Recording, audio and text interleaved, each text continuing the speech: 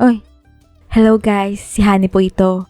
Dahil marami po ako nabasa tungkol kay Cora sa comment section, i-interviewin po natin siya ngayon. Tara! Hi Cora, pwede ka bang ma-interview? So Cora, pwede bang malaman kung anong uri ng aswang ka? Galing po ako sa mga henerasyon ng mga aswang na tiyuan. Next question. Para sa mga hindi nakapanood, sino pala si Luna?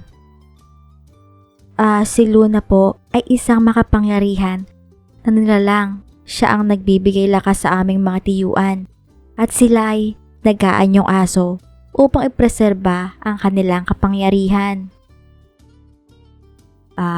Ganun pala yun. At saang episode naman ng Honey Studio ka unang lumabas?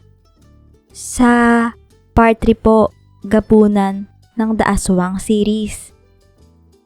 Ano palang masasabi mo sa mga nagagandahan sa'yo at iniidolo ka? Maraming salamat po.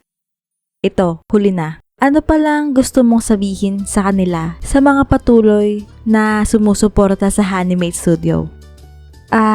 Maraming salamat po pala sa mga nanonood ng mga content ng Honey Studio. At sa July po pala ang susunod na upload. Nandun na po ako. Magkita-kita po tayo. So, yun po guys. Salamat po sa mga nag-aantay at sumusuporta sa Honey Studio. At ang susunod na kwento po ay dinodrawing pa po namin. Ang ibig ko pong sabihin, tinataping pa po namin.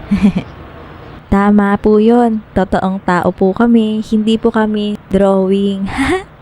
Hoy Manny, huwag kang humarang dyan. Bye!